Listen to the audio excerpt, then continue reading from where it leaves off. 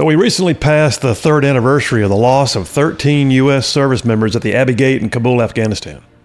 A horrific day, made worse by the fact that it was entirely preventable, and worse yet, because the Biden administration took zero responsibility for the losses that were suffered.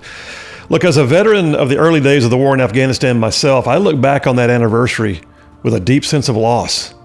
That fateful month of August 2021. I'm not going to sugarcoat it. It was a hard day, especially for those who served there. The world watched in real time as the country to which I deployed for a year turned to chaos. I mean, anarchy, the Taliban, the same group of Neanderthal thugs who were complicit in and celebrated the events of 9/11 that killed thousands of Americans were given everything they wanted. As a result, here today in 2024, we are back to pre-9/11 in the nation of Afghanistan. Blood and treasure were spent and spilled for 2 decades. And for what? For what? It's a fair question. But I had an answer on my radio show back in 2021. It's the same answer I still have today. So all you veterans and families of veterans especially, you lean in and listen to me when I say this. As one of your brothers in arms, I will tell you that your time was not wasted. Your sacrifice is not forgotten. Your honor is intact. I coined a phrase back in 2021, I still repeat it all the time, that any failure in Afghanistan was because of the politicians in the suits, not because of the men and women in the boots. I believe the war had to come to an end. There has to be a time when you wind down major combat operations and even can consider the fact that sending troops there on a broad-scale basis is probably due to end at some point, but there's as much strategic value in how you end a war as there is in how you begin one. But saying that, I mean, it's real, but it doesn't make it easy. It just kind of puts it in perspective. Did the war have to end? Sure. How the war ended is what I'm here to talk about right now, and some of the aftermath that followed. By the way, don't ever confuse the honor of personal service with the dishonor about politicians screwing things up. The troops on the ground had nothing to do with the fact that the politicians in the rear totally jacked this thing up. Me personally, I'm proud of my service there, and I know I serve with good men. Solid dudes, operators and technicians. I lived immersed among the Afghan people too. My team operated remotely among the Afghan populace, living in their communities, eating their food, learning their language, even wearing their clothes. I drank tea with warlords, I rode horses and drove old beat-up Russian jeeps. We would do presence patrols, we would do village assessments, we would search out the Taliban and dispose of unexploded ordnance. And we were told on more than one occasion that we were some of the first Westerners ever seen in some of the remote villages we went through. What that year in the northern provinces of war-torn Afghanistan did, though, was it also acclimated me to the horrors of what life had been like under the Taliban. The same horrors that they're enduring again now. In my view, the Taliban, they're not a government. They're criminal thugs no better than MS-13 or some other street gang. But I did see, and I lived among, good, solid, salt-of-the-earth Afghan people who just, as I watched, began to start blinking in the light of a new day. So while I grieved for the loss of our 13 U.S. service members to close out the war, and the battlefield capitulation of the U.S. government after 20 years of blood and treasure, my personal experience in Afghanistan, it really also causes me to grieve for the Afghan people too. Just everyday folks who were given a taste of freedom only to have it snatched away from them by feckless politicians. You know, me personally, I look at it and I think, okay, I missed a year of my children's lives, a year of my marriage, gaps in time that can't be replaced. I've known troops who suffered both during and after their deployments, but I remind myself, though, once again, the battles were won by the U.S. and allied troops on the ground. They were. Soldiers, sailors, Marines from the U.S. acquitted themselves like warriors on a daily basis in that fight. And there was good that was done, too. The individual lives of Afghan men, women, and children who had been subjugated and beaten and herded like cattle, they were given 2 decades of breathing room.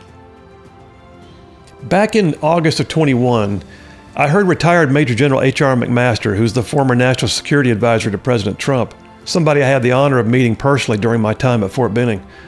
He said that it's a question of leadership as to whether we were allowed to complete the Afghanistan mission with honor. Question of leadership indeed. Yet I never saw it, did you? Not in the end. Did anyone really follow up and do anything of value to reclaim the tattered honor of our country in the wake of the Biden-Harris Afghanistan retreat? Because that's what it was. The way they ran it, it was more of a retreat. Not anyone from the Biden administration, I assure you, lost their jobs. No general, no secretary, no high-ranking member of the Department of State, no national security team members. Nobody I can recall was ever relieved of duty or caused to resign. They just watched as 13 flag-draped coffins came off the plane in August of 21, and Joe Biden checked his watch right there on the tarmac and they moved on. But those of us who know, we know. And those of us who were there, we have not forgotten. We had the full capacity as a nation, as a military, even then, to fully engage the Afghanistan process and to fix the situation. Now, I'm no rocket scientist. Militarily, I'm just an old colonel, a salty old school ranger who still tries to beat back the daily ravages of time and pop Tylenol when it catches up to me. But even back then, just a few days before the bombing at Abbey Gate, on my own radio show, I said I could see a few things that would make good strategic and tactical sense if they would just implement them. Even from this side of the far horizon, I could still see it. It made no sense if you think about it. To give away a strategic and hard-won patch of ground, Bagram Air Base. Bagram Air Base was built by American taxpayers to the tune of over $96 billion. To the west was Iran, to the south was Pakistan, to the east was China, and to the north where the former Soviet bloc stands. What a strategic location in the world. Bagram was something that would have given us forward staging, a platform for aid, for intelligence and security operations, a means to help the Afghan government to continue. A mere presence, no different than the fact that we still maintained forward basing in places like Europe and Japan and Korea, decades after the wars we fought there. But along with the lives of American service members and billions of dollars worth of American military equipment, the Biden-Harris administration just threw Bagram away too, leaving us with what President Biden unconvincingly tried to call an over-the-horizon capability. You know what over-the-horizon actually means in military parlance?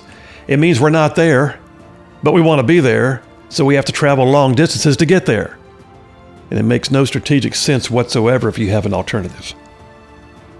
Look, even back in the day, here was my version of a 7-step plan that I outlined back then, and I would dare anyone to argue with it.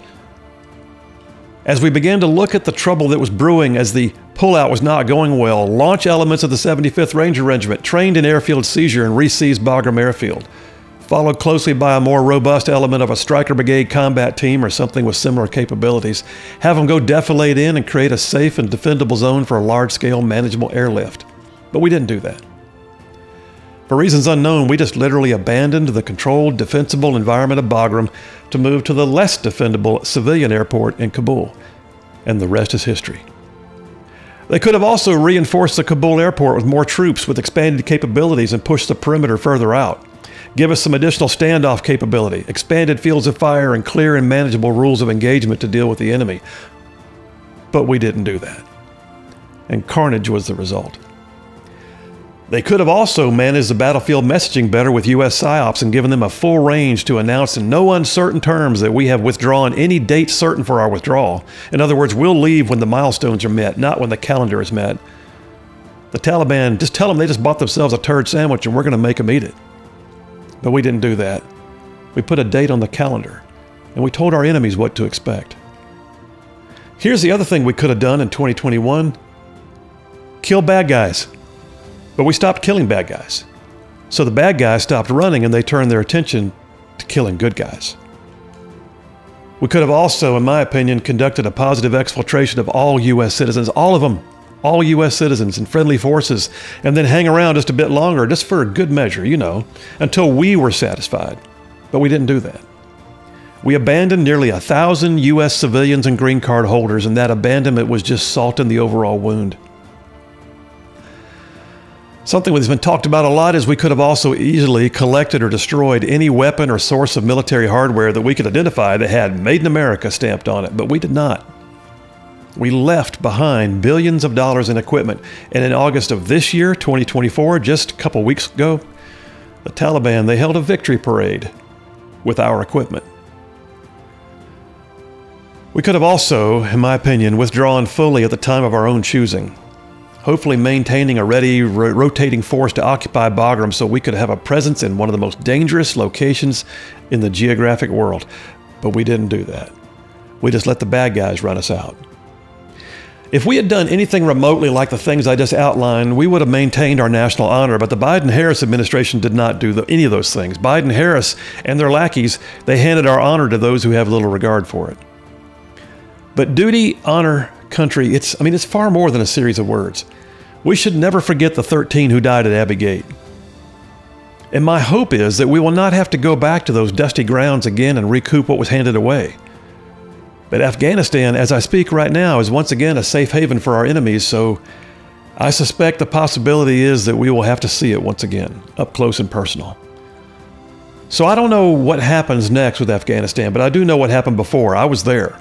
We made a difference. Politicians screw it up every time, but all of you who got that moon dust on your boots, who heard the Musins making their daylight calls, who lived inside and outside the wire, who lived for the day that you got that one scratchy phone call home to your family, or who made relationships faster and deeper because the service you and your mates committed together in the war zone just caused those relationships to intensify. For all of you who bled and sweated and labored and railed and laughed and mourned in a hard place where hard things happen, you did not do so in vain, and I want you to hear me say that. Your honor's intact. You won that war. But with all that said, let me shift gears to the latest ignominious round of rhetoric about Afghanistan. There's a lot of talk in the media right now about Arlington National Cemetery. President Donald Trump, as former commander-in-chief, was invited by Gold Star families who lost their sons and daughters at Abbey Gate in Kabul in 2021 to come and attend a wreath-laying ceremony in their honor at Arlington.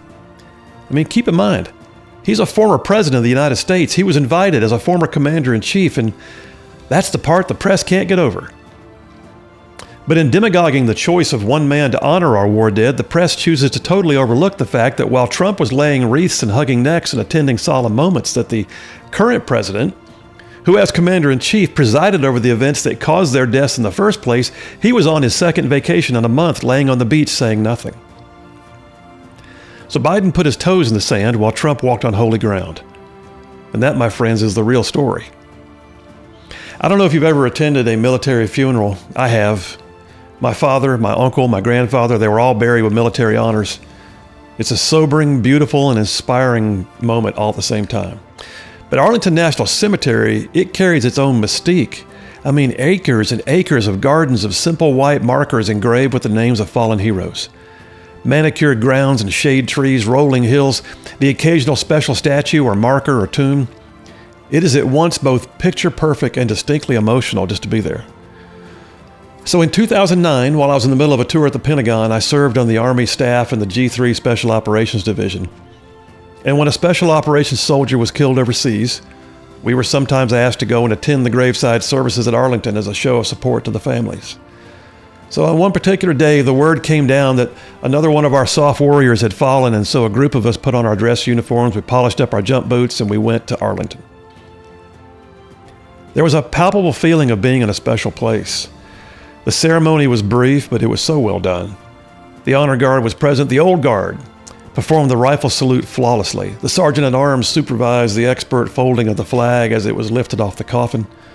The family was presented the flag on behalf of a grateful nation, and a bugler stood out on the horizon and played taps while we all rendered a respectful salute. Arlington is indeed a special place, and a lot of special people are buried there. Yeah, Arlington National Cemetery, it holds over 400,000 grave sites on nearly 640 acres. It was first established in 1864 during the American Civil War on land that was actually confiscated by the federal government from the family of Confederate General Robert E. Lee. Kind of interesting, though, the stately old home that stands on the hill above the cemetery, it's the original home of the Arlington estate where the Lee family lived.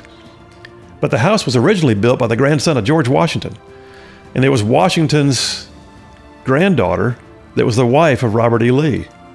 The cemetery is managed by the U.S. Department of the Army, and on average there's between 40 and 50 services, I'm told, that are conducted there every week.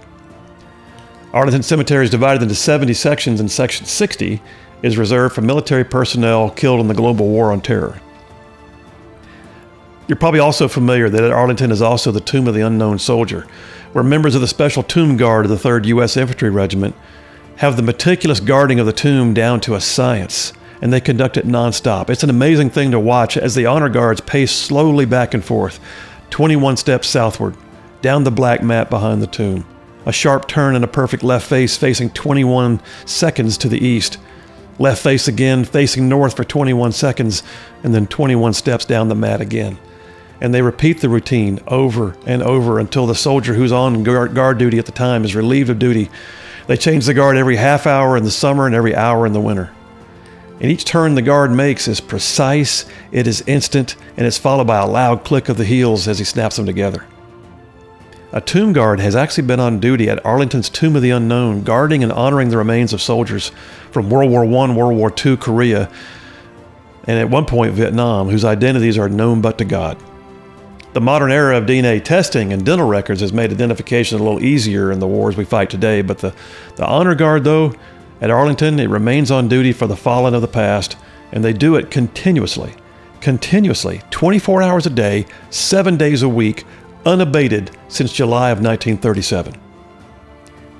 Even in cases of major inclement weather or terrorist attack.